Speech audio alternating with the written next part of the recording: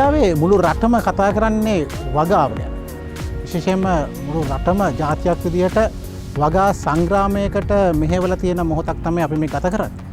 විශේෂයෙන්ම ඉදිරි අනාගතයේදී තව මාස 4කින් 5කින් ඇතිවීමට නියමිතයි කියන ආහාර අර්බුදයට පිළියම් විදියට ජනමාධ්‍ය වේදීන්ගේ වගකීමක් විදියටත් වගාව සම්බන්ධයෙන් ජනතාව දැනුවත් කිරීම අප උරමත පැවරලා තියෙන කාර්යභාරයක්. ඒ නිසාම වගාව කිව්වහම පුළුල් විෂයක්. ඒ පුළුල් විෂයේදී විශාල ගෙවතු වගාවේ ඉඳලා ඊටාම සීමිත බිම් කඩක වගා කරගන්නේ කොහොමද කියන කාර්ය දක්වා වූ ඒ ක්‍රියාවලිය ඊටාම සංකීර්ණ ක්‍රියාවලියක්. මෙතනදී අපි හිතනවා නිසි දැනුවත් වීම සහ මඟ පෙන්වීම අත්‍යවශ්‍යයි.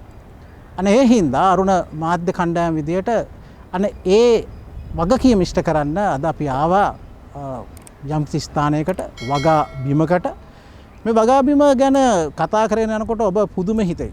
දැන් මේ මම ඉන්නේ දැක්කහම බැලු බැලමට හිතෙන්න පුළුවන් වගා බිමක කියලා. නමුත් ඔයා දන්නවද?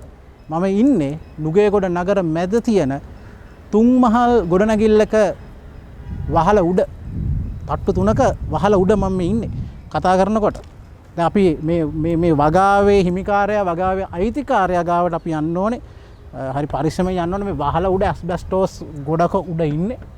පේන ඇති මෙහෙම බැලුවාම මම කියන්නේ ඇත්තද බොරුද කියලා. මෙතන නුගේගොඩ නගරේ. හාත්පස පේනවා ඔබට නුගේගොඩ නගරේ. හොඳයි. අපිත් එක්ක ඉන්න මේ වෙලාවේ මේ වගාවේ අයිතිකාරයා බර්නාඩ්ස් ගීගනගේ මහත්මයා.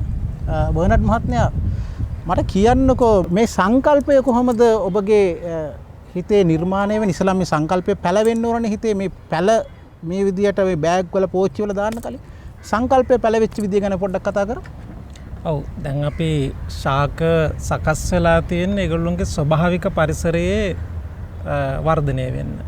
එතකොට අපි දැන් මේ ඉන්නේ අඩි 35ක් විතර භූමි මට්ටමේ ඉඳලා ඉහළ පරිසරයක්. එතකොට හොඳ සූර්යාලෝකයක් ලැබෙනවා.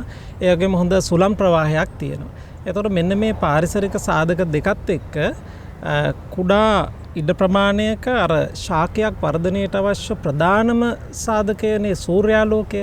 එතකොට හොඳින් සූර්යාලෝකය ලැබෙනවා කියලා කියන්නේ අපිට ඇත්තටම මේ ශාකයක් අපිට හොඳින්ම වගා කරන්න වර්ධනය කරගෙන අපිට අවශ්‍ය අස්වැන්න ලබා ගන්න පුළුවන්. එතකොට මෙතෙන්දී අපි මේක සැලසුම් කරලා තියෙන්නේ ඉතින් අරමුණු කිහිපයක් එක්ක. එකක් තමයි ගුරුවරයෙක් විදියට දරුවන්ට කියලා දෙන්නට ඕන ගහකොළ සතාසිව්පාව ගැන. එතකොට අපිට නගරයේදී ගහකොළ ගැන කතා කරන්න තියෙන අවස්ථා ගොඩක් අඩුයි. ඉතින් ඒක ප්‍රධාන අරමුණක් වුණා මේ වගේ වහලක් මත මේ වගේ වගාවක් කරන්න.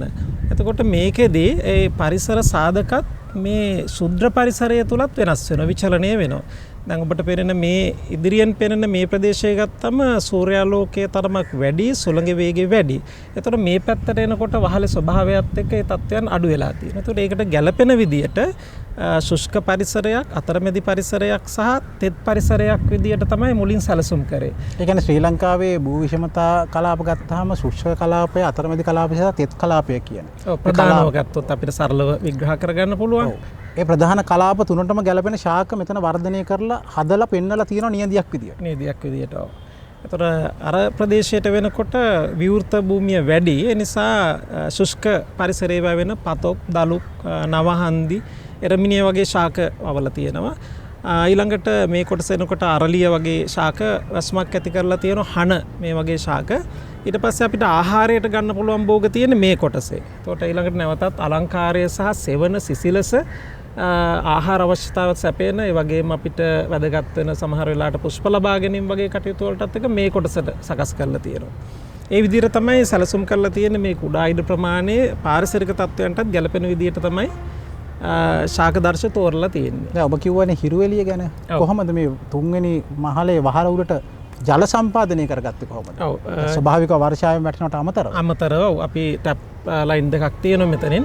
ඒකෙන් අපි විශේෂයෙන්ම මේ ශාකයකට අවශ්‍ය ජල ප්‍රමාණයක් තියෙනවා. දැන් සමහර ශාක එකම ප්‍රමාණයක් පෝච්චියක් වුණාට ශාකයේ තියෙන පත්‍ර ප්‍රමාණය, ඒ ශාකයේ වර්ධන ස්වභාවය අනුව වෙනස් වෙනවා. ඒකට ගැළපෙන ජල ප්‍රමාණයක් අවශ්‍ය ප්‍රමාණය පවණක් පාලනයක් යටතේ ලබා දීම තමයි කරන්නේ.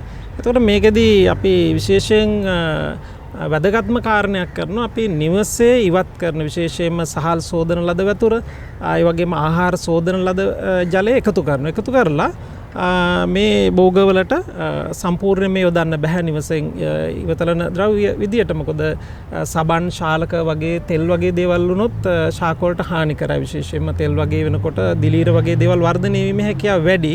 නමුත් අනිත් ජලය මේ බගාශේෂ්ත්‍ර ගත්තම 30-35ක් විතර ඉවතලන ජලය තමයි එකතු කරන්නේ. එකතු කරලා අපි වෙනම තියලා අවශ්‍ය වෙලාවට භාවිතා කරන ශාක වලට ගැලපෙන විදියට. ඔව් දැන් හිරුවෙලිය ජලය වගේම අපි දන්නවා ශාකයක් වාතනය කරන්න මූලිකම අවශ්‍යතාවය තමයි පස්.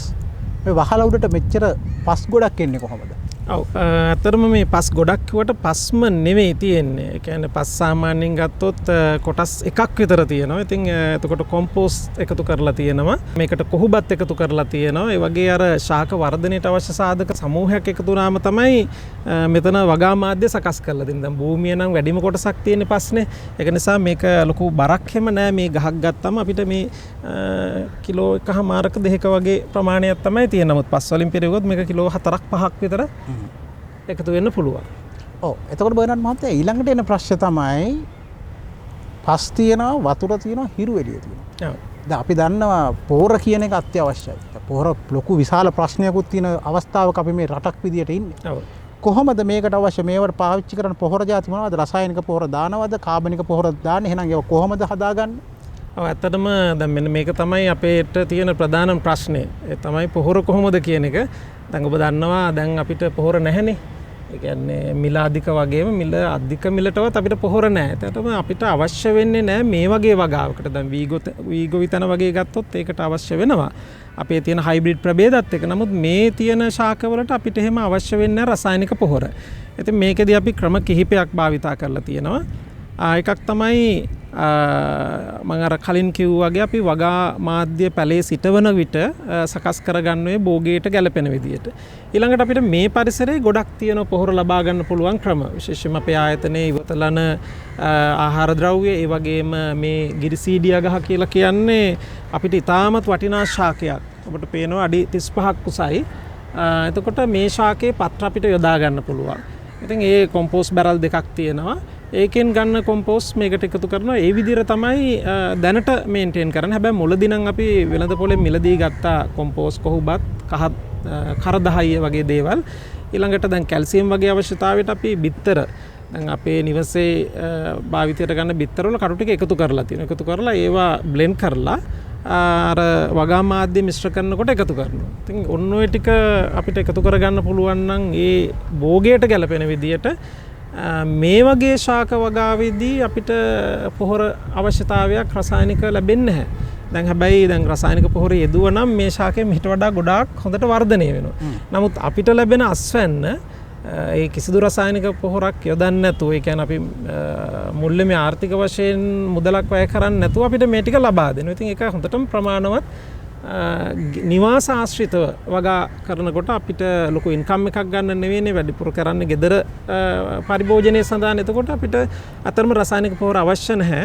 හැබැයි රසායනික පොහොර දැන් මේ ගහගත්තොත් දැන් රසායනික පොහොර මේ කාලේ නැහැනේ. එතකොට මේ විදිහට වර්ධනය වෙලා තියෙනවා. හැබැයි අපිට යූරියා එහෙම තිබුණා නම් මීටත් වඩා හොඳට වර්ධනය වෙනවා. නමුත් ඒ යොදන මුදලත් එක්ක ගත්තම අපිට මේ අස්වැන්න ඇත්තටම ප්‍රමාණවත්. ඒ කියන්නේ මේක වෙළඳ පොලේ සමහරලාට මේ වගේ කරලකට මිලක් අඩු වෙන්න පුළුවන්. නමුත් අපේ පරිභෝජනය සඳහා වසවිසෙන් තොරව අපිටම මේක සකස් කරගන්න පුළුවන්. ඒක නිසා රසායනික පොහොර යෙදීමක් අවශ්‍ය වෙන්නේ මේ වගේ වගාවක. දැන් මේ තියෙන්නේ ගෝවා. දැන් හැබැයි රසායනික පොහොර යෙදුවා නම් මීට වඩා හොඳට මේක වර්ධනය වෙනවා. නමුත් අපේ පරිභෝජනය සඳහා මේක ප්‍රමාණවත්. දැන් අර වෙළඳ පොළ ආකර්ෂණය වගේ දේවල් වලදී අපිට නිෂ්පාදකයට ආකර්ශනීය නිපැයුමක් අවශ්‍ය නිසා යොදා ගන්න පුළුවන්. දැන් මේ තියෙන කැරට්. නමුත් දැන් අපි රසායනික පොහොර යෙදුවා නම් මීට වඩා වර්ධනය වෙනවා. නමුත් අපිට මේකෙන් ලැබෙන කැරට් වල ප්‍රමාණය ගත්තම ප්‍රමාණය තරමක් කුඩායි. නමුත් අපිට ලොකු වාසියක් ඒක. ඒ කියන්නේ අපි අමතර වියදමක් නොකර. ඔව් දැන් ඊළඟ එක තමයි ප්‍රශ්නේ එන්නේ බර්නඩ් මහත්තයා. දැන් ඔබ වෘත්තියෙන් ගුරුවරයෙක්. දැන් කෙනෙක්ට කියන්න පුළුවන් මේ වගේ වගාවක් කරනකොට මේකට අවශ්‍ය කාලය කොහොමද වෙන් කරගන්නේ කියන ගැටලුව එනවයි කියලා. ඇත්තටම කොච්චර කාලයක් දවසකට ඔබ මේ වගාවත් එක්ක මිඩංගු වෙනවද? මේ වගාව කරන්න ඔබට කොහොමද ඔබ කාලය ඔබගේ වෘත්තියට අමතරව ඔබ හොයාගන්නේ? ඔව් ඇත්තටම දැන් ඒක හොඳ ප්‍රශ්නයක්. මොකද ගොඩක් දෙනෙක් අහන ප්‍රශ්නේ තමයි කොහොමද මේක කළමනාකරණය කරගන්නේ කියන එක. අපිට දවසකට සාමාන්‍යයෙන් පැයක් විතර මේ සඳහා ගත කරන්න වෙනවා. පැයක් විතර. ඒ කියන්නේ මේ තියෙන සාමාන්‍ය නිවසකට අවශ්‍ය බොහෝ දෑ මේකේ තියෙනවා. දවසකට පැයක් මහන්සි වෙන්න වෙනවා. ඉතින් එකක් තමයි අපි ජලය දැන් අපි මේ කොටසට නම් ජලය දිනපතාම එකතු කරන්නට ඕන වර්ෂාපතනය ලැබුණොත්.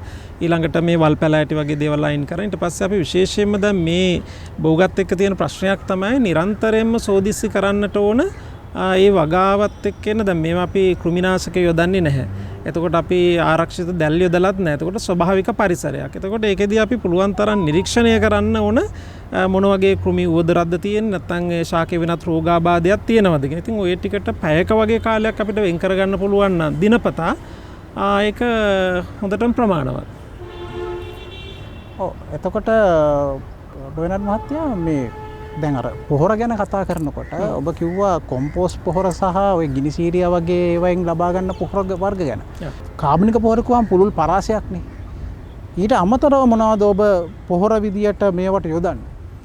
ඔව් අර මූලිකව මම කලින් සඳහන් කරා වගේ දැන් අපි අර සහල් සෝදපු වතුර. එතකොට ජලයට අමතරව ඒකනොත් යම් පෝෂක ප්‍රමාණයක් එනවා. ශාකයක ප්‍රධාන වශයෙන්ම නයිට්‍රජන්, ෆොස්ෆරස්, පොටෑසියම් අපි කියන NPK. එතකොට මේ පෝෂක තුන තමයි අධිමාත්‍රව අවශ්‍ය වෙන්නේ. ඉතින් අපිට ඔය කොම්පෝස්ට් ටිකක් යොදලා ඒකෙන් සපය ගන්න පුළුවන්. ඊට අමතරව මම කරලා තියෙන දෙයක් තමයි ගැඩිවිල්ලු. දැන් විශේෂයෙන්ම වර්තමානයේ කතා වෙනවා මේ ගැඩිවිල් පොහොර ගැන.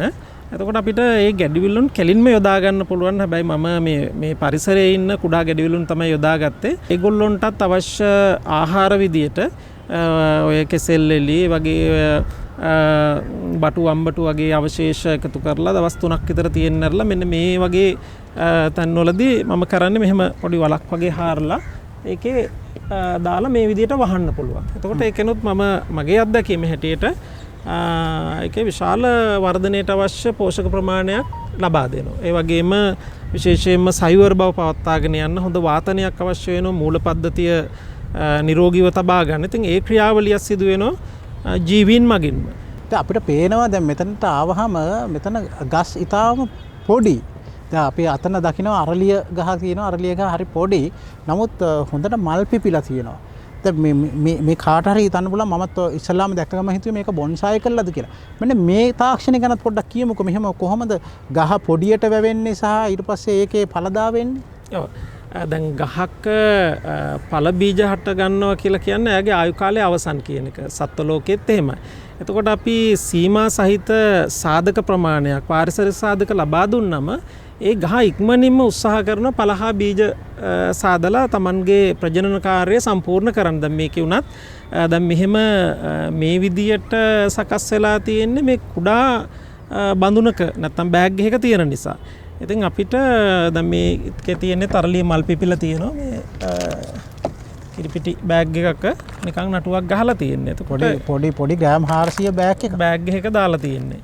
ඉතින් එතකොට අපිට ඕනම තැනක හදන්න පුළුවන්. ඉතින් මේ අරලිය වලට ඕන හොඳට සූර්යාලෝකය ලැබෙන්න ඕන. ඉතින් ඒ සූර්යාලෝකය ලැබෙනවා නම් ඉඩ ප්‍රමාණය සීමා සහිත නම් ඉක්මනින්ම පුෂ්ප හට ගැනීම, ඵල හට ගැනීම ස්වභාව ධර්මයාගේ විසින්ම ඒ ශාක වලට ලබා දීලා තියෙන තත්ත්වයක්. පැල කොච්චර විතර මේ වහල උඩ තියෙනවද බලන්න. දැනට හරියටම සංඛ්‍යාත්මක කියන්න බෑ. සාමාන්‍යයෙන් පැල 100කට ආසන්න ප්‍රමාණයක්. මොනවද තියෙන්නේ? මේකේ දැන් ගත්තොත් අපි විශේෂයෙන්ම අර දරුවන්ගේ අධ්‍යයන කටයුතු සම්බන්ධව ශුෂ්ක කලාපයේ වැවෙන ශාක බොහොමයක් තියෙනවා. පතොක්, දලුක්, නවහන්දි, එරමිනිය, හන, අරලිය වගේ ශාක.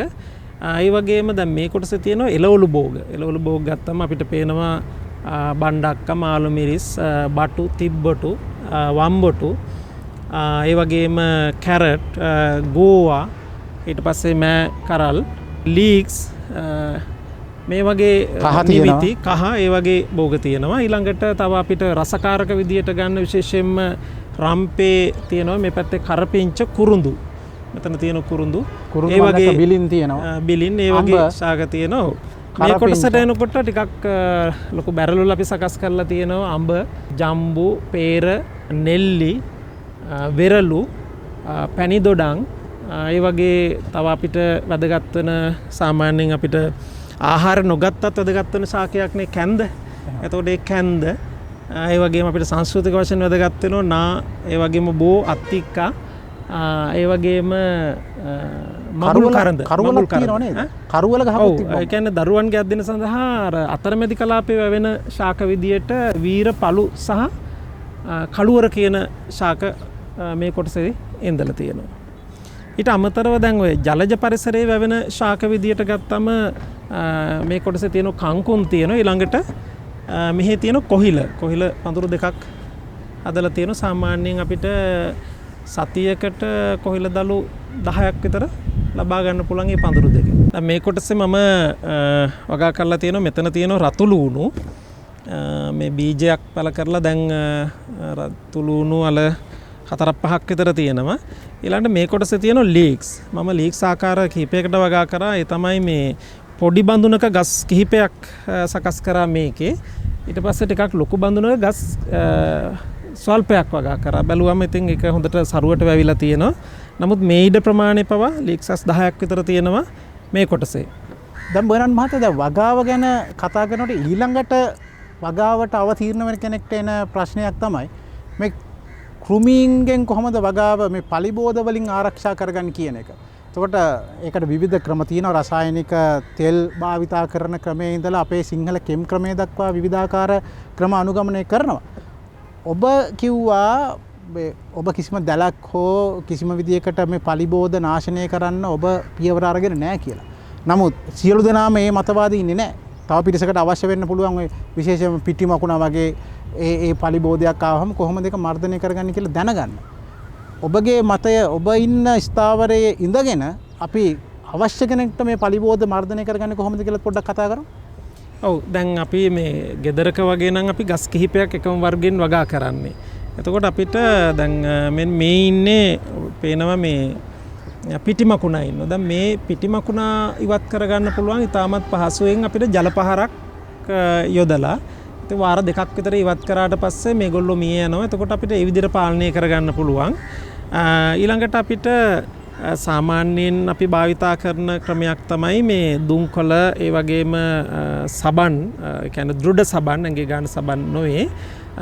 ඒ සමග දෘඩ සබන් කියන්නේ රෙදි සෝදන සබන් කියන්නේ කෝස්ටික් සෝඩා යොදලා තියෙන.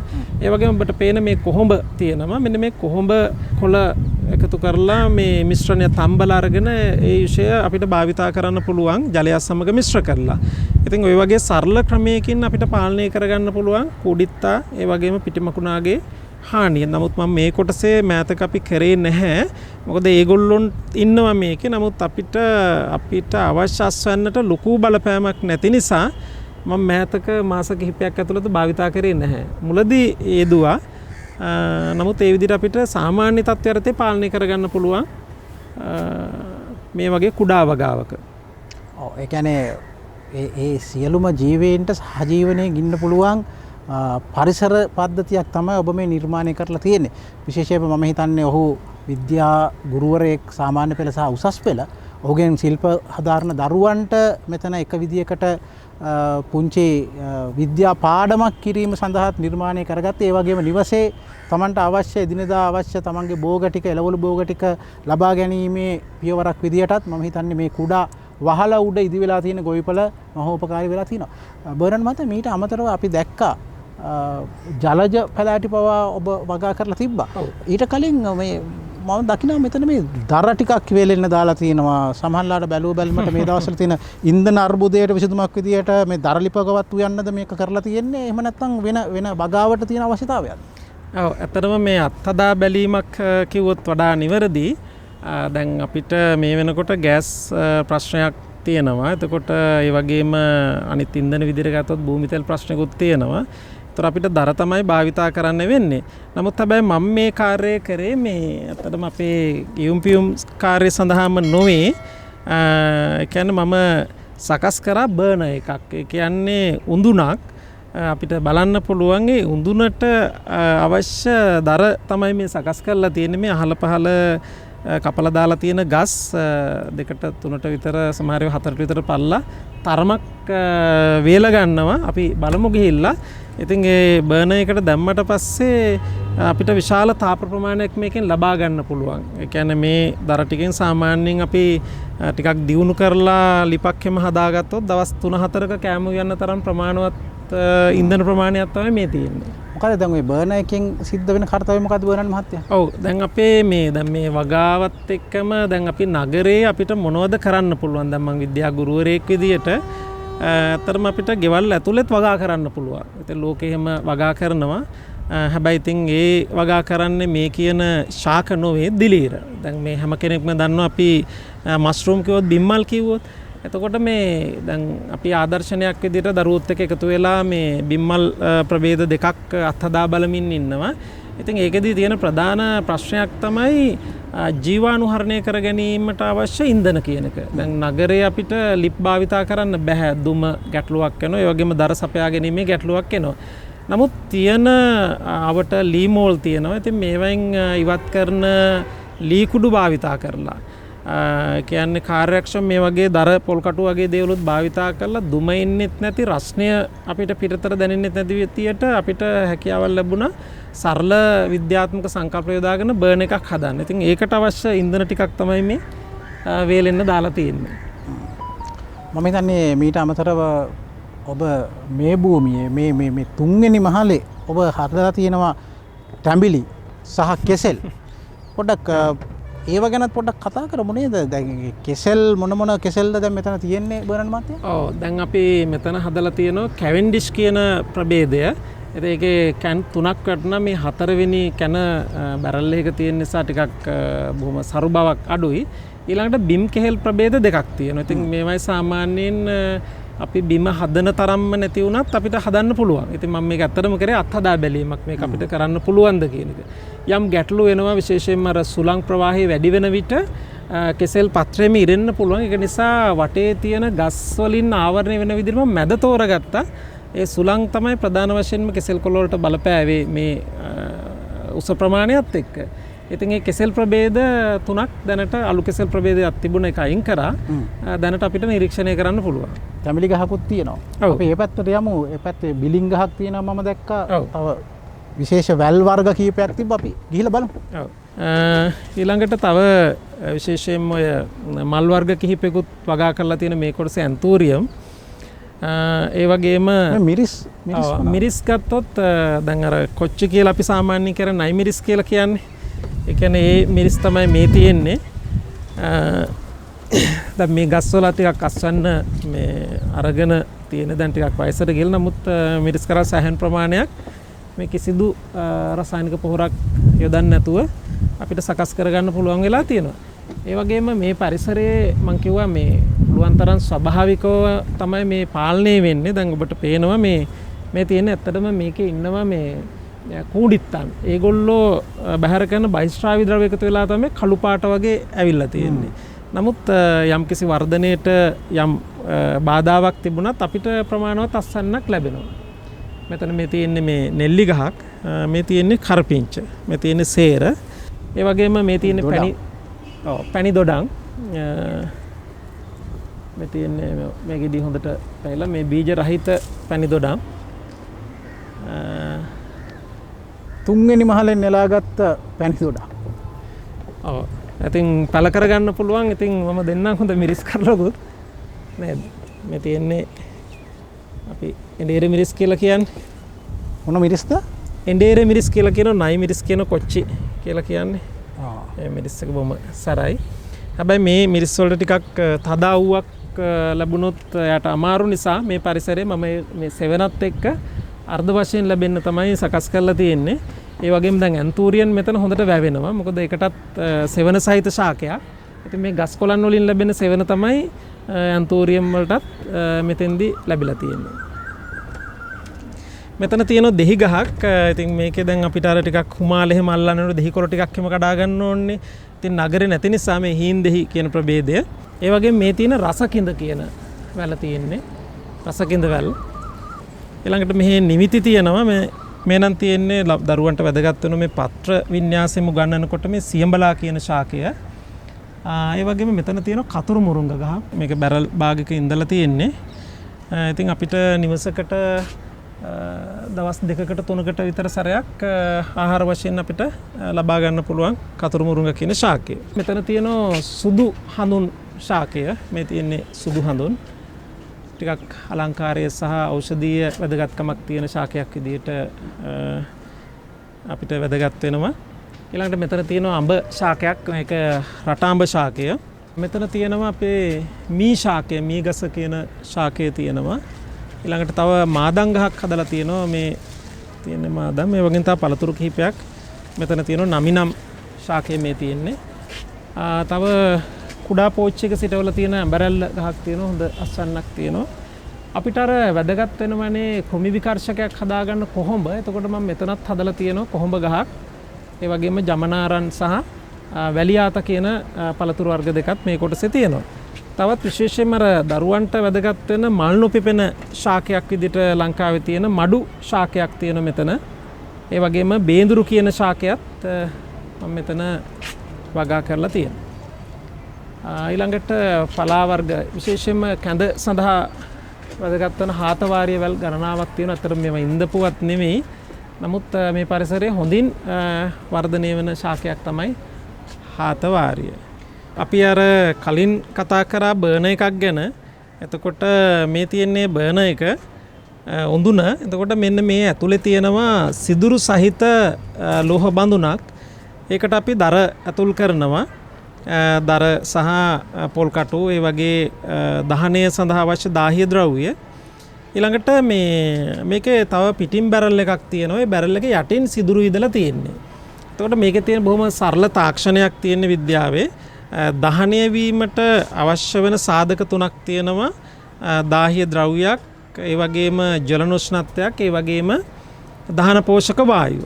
ඒතර අපි දහනය වෙන ඕනෑම ඉන්ධනයක් මේකට භාවිතා කරන්න පුළුවන්. ඉතින් දහන පෝෂකය සුවිශේෂව ලැබෙන විදිහට තමයි මේක සකස් කරලා තියෙන්නේ. දැන් මේ බැරල් එකේ යටින් සිදුරු විදලා තියෙනවා. ඒතකොට පොළොව මට්ටමට වඩා අඟල් 6ක් විතර ඉහළින් තියෙන්නේ.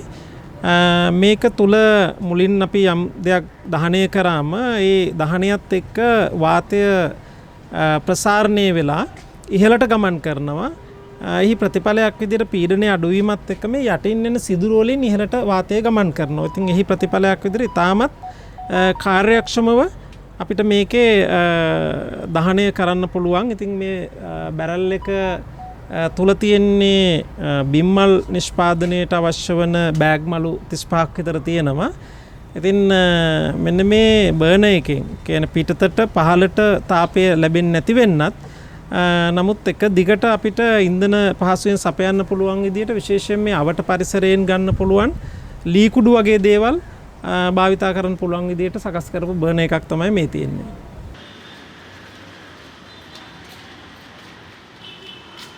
අපි කලින් හිටියේ මේ තුම්හල් ගොඩනැගිල්ලේ උඩ වහල උඩ. දැන් ඉන්නේ භූමියේ. අපි තුම්හල් ගොඩනැගිල්ලේ බිමට බැස්සා.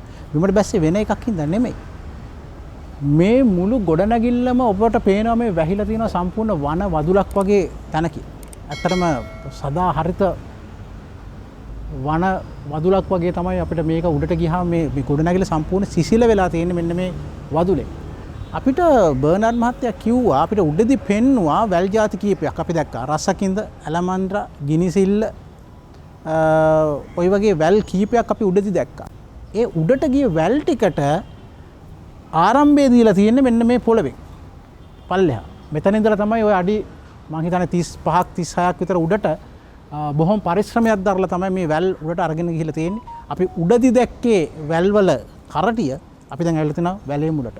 මෙන්න මෙහෙම තමයි මේ නුගේගොඩ අතිශය ජනාකීර්ණ මේ තදාසන්න නගරයේ මේ වගාව තනි පුද්ගලයෙක් තමන්ගේ තියෙන අවශ්‍යතාවය මතම සිද්ධ කරලා තියෙනවා. ඉතින් ඕනම දෙයකට අපි දන්නවා තමන්ට උවමනාවක් තියෙනවා නම් තමන්ට ඒකට මාර්ගයක් තියෙනවා. මූලික වෙන්නේ තමන්ට උවමනාව හදාගන්න විතරයි.